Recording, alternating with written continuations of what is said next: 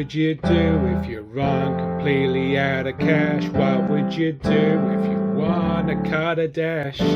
Polish up the shoes, throw on something fine. We don't talk about diesels, I'm running on style this time.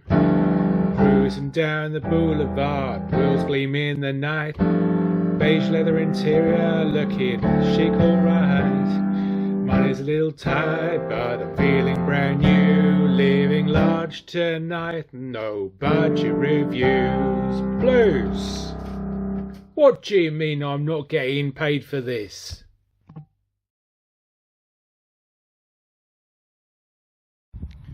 The car to eclipse all others. Yes, viewers, a 1996 Citroen Xantia 2-litre 16-valve SX.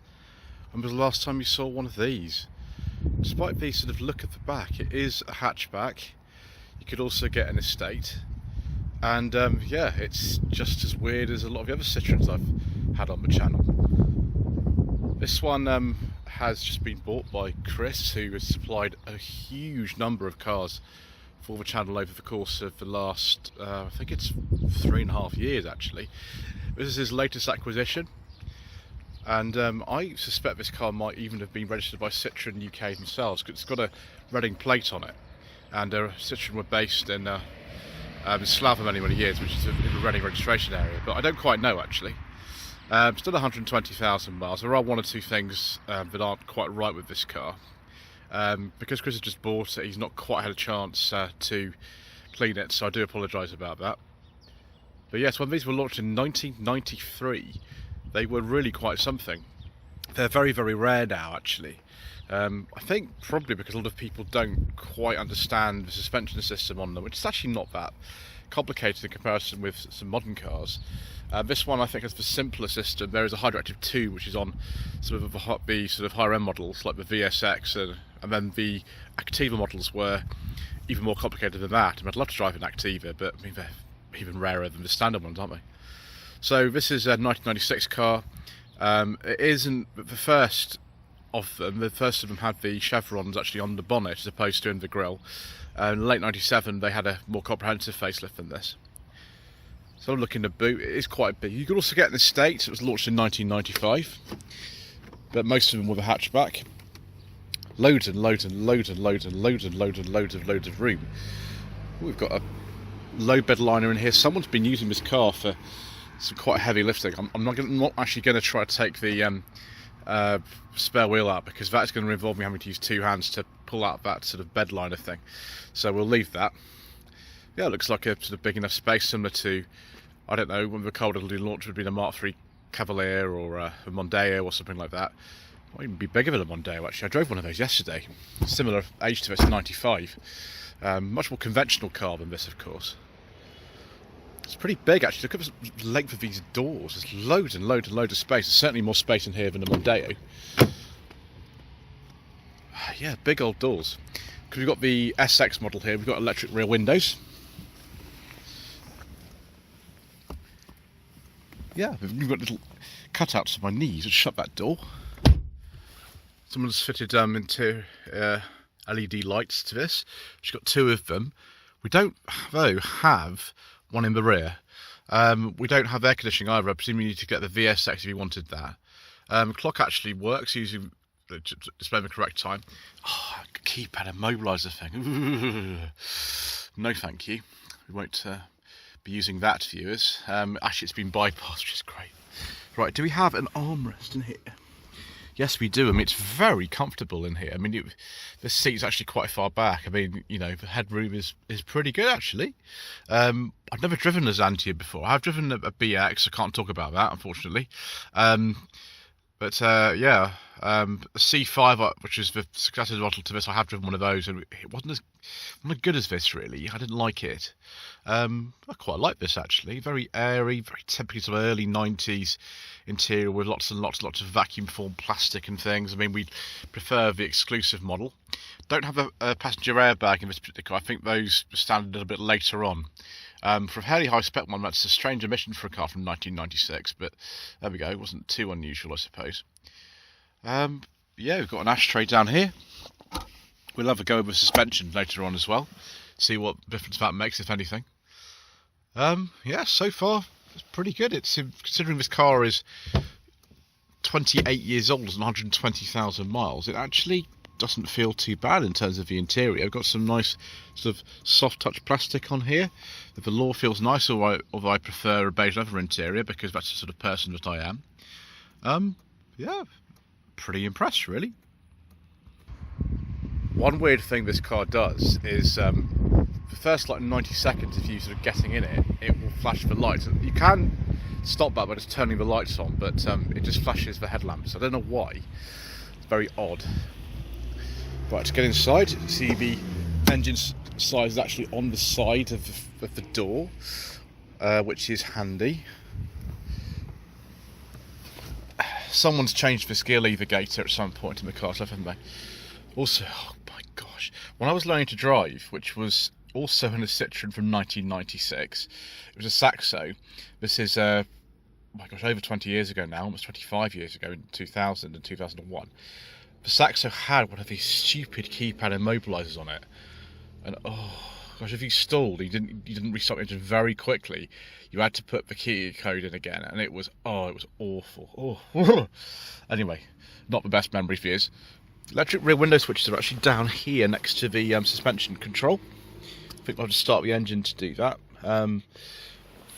Sensibly, the kind of normal switches are in the doors like that. We've got auto up and down power, or maybe it's just auto down. Electric mirrors are on there. Quite a conventional dash for something like this.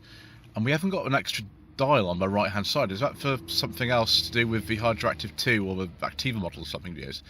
I don't know. But very sort of normal in the middle, like it's very, very normal. I mean, I was expecting kind of a bit more weirdness from this. The stereo is a unique fit one apparently to the Xantias. This one's just got a tape deck in it.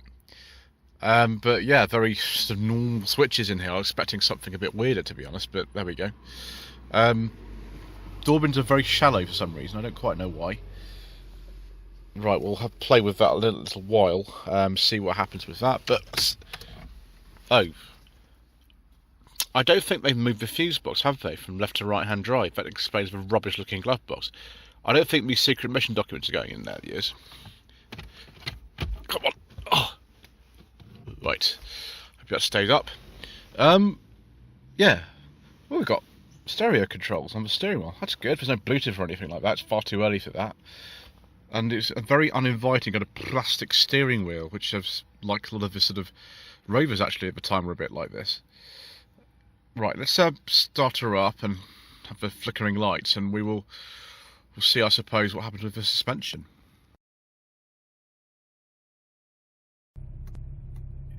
Yeah, I mean, lights are flickering views. Okay, so handbrake is on. Let's see if we can go down. Let's put a foot on the brake and see if that makes a difference.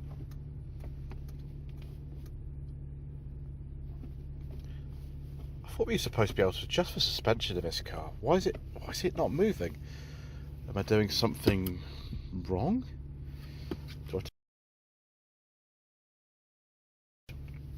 Oh, maybe it's just stuck. Do I have to release the handbrake to move it? I shouldn't think so. I was hoping to demonstrate the suspension in the car views, but it doesn't want to move. Okay, well, maybe not then. Maybe we won't be doing it. Right, let's turn the engine off and have a look at the bonnet then, shall we? Can't not to focus. So, a 2 litre 16 valve XU engine developing, in this case, about 135 horsepower. The lights have stopped flickering. And there we go. Yep, this uses a system called LHM, as you can see there. They are the spheres, or displacers I think they're properly known as, for the suspension system. The brakes are also on the same system, I think, so they do feel a bit weird, a bit like an old DS. I have driven one of those viewers, and that's even stranger than this. Yeah, it looks reasonably easy to work on. I don't think that these cars are actually as scary as you'd imagine that they are. The problem is that I don't think Citroen use this system anymore, and so the number of people who can operate this and know how to do it is actually well, it's getting sort of smaller by the day, which is a shame. Apart from that, it's based on the same platform as a Peugeot 406, which is a reasonably conventional car, so it shouldn't be too scary, or should it? Let's take it out for a drive and see what it's like.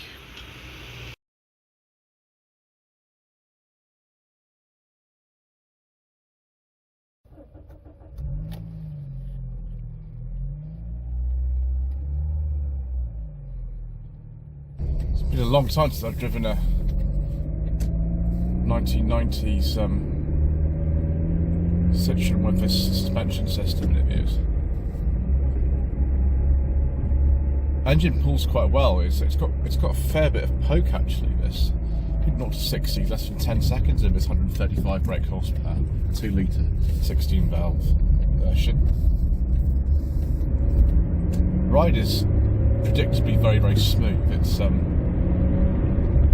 typical Citroen. Shame I can't adjust it with the control because that seems to be broken, but it's good. Very, very comfortable seats in this car. And the car was launched in 1993. The base engine was a 1.6 XU engine, which developed 87 horsepower. Above that, there was a 1.8 version of that engine, developed 99 horsepower, and then a 2 litre with 123 horsepower. Later on, the 1.6 was dropped and replaced with a 1.8 with 89 horsepower and 85 units, and at the same time there was a 16 valve version of that engine introduced that developed 112 horsepower. Then we got some new 2 litre engines. We got this 16 valve engine with 135 horsepower, then a 1.8 turbo that was in the Activa model with 150 horsepower, and then when the facelift came in 1997, there was a 3 litre V6 194 horsepower. I've driven that engine in 3 different Peugeot 406s, and it's pretty good actually. There are also some diesels available, but as usual, due to controversial government legislation and all kinds of other reasons, we don't talk about diesels on this channel. So the gearbox is a little bit on the sloppy side in this car. I don't know if it's the same as the 406 gearbox, but then again, this car's 28 years old and it's done 120,000 miles, so you can let it off that. But this drives genuinely like very little else I've ever tested. I like the fact we've got plenty of power from this 2 litre 16 valve engine, and steering and suspension, they're just like nothing else. There's not huge amounts of feel through the steering. I wouldn't expect there to be in a car like this, but the suspension, it just sort of irons out everything that's going on in the imperfections in the road. The car remains really quite stable in the corners. I mean, it's not an Activa, which they don't really roll at all, but you go around a corner quite quickly and it just doesn't roll as much as you'd expect at all. It just remains very, very upright. It's a strange sensation. There is a bit of body lean. It's not completely free of, moving on an axis, but it's very good. I'd like to try actually maybe a V6 version of one of these and see how that is. I think that'd be a fun car. Also, you get the Hydractive 2 electronically controlled suspension in that. This is just the standard one. We go around this corner and see what happens. Just throw it in. Yeah, I mean it does roll a bit, but it's really good. There's even a little bit of feel through the steering. It's not loads, but there's a little bit. I mean, obviously compared with a modern car, but there is a fair bit more. But yeah, it's superb, this. I mean, you can see why Citroen persisted with this system for so long, even though really nobody else was that interested in it. You see why Ian Seabrook from the Hub Nut channel loves these cars so much, because I could be easily convinced to buy one of these for myself. if I can actually find one. They're very rare cars now. And obviously you've got to find somebody like, I don't know, Kit from the Up and Down channel. He doesn't actually live that far from me. Who understands these old Citroens. I wouldn't say, you know, I'm going to be selling one of my cars to buy one of these, but it's actually a surprisingly good drive. I wish this was working properly and to be able to demonstrate it a bit better for you, but this is just one that happens to be offered to me. It's quite difficult to get hold of a Xantia, so I'm really grateful for Chris for letting me know that he's got this, and the fact that, you know, he's let me be one of the first people to drive this apart from him. Fantastic.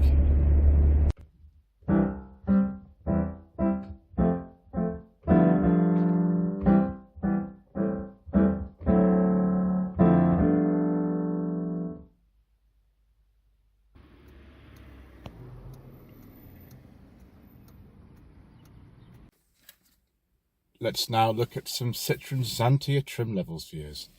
So there was a base Xantia, that's normally with this sort of 1.6 engine. Then the X, the SX like this, the VSX. And then we get into some of the more special editions and specialist models. The Activa, of course, was only available with a 2-litre turbo engine in this country.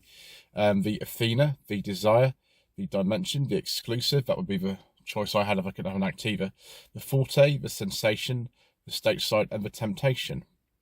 I've just actually checked my notes, viewers, and the boot's actually 481 litres, so it's quite a big boot in this car. You could even have a larger one if you want to be estate. So, viewers, should you consider a Citroen Xantia for your hard-earned budget up to £1,000? I do believe Chris either swapped this for a car that you pay less than £1,000 for, or pay less than £1,000 for this one. So, this is what that sort of budget gets you. I quite like this car actually. I wish I could test an Activa. That would be, you know, an ultimate thing for me. But this is good. Obviously you've got some random quirks in this one. It's a shame the suspension won't adjust in this, and also that this light flickering thing is going on. I'm not quite sure what that's to do with, but there we are. Anyway, thank you ever so much indeed once again for watching. Please don't forget to subscribe to the channel, like this video, comment below, and we shall see you again very soon for some more inexpensive motoring.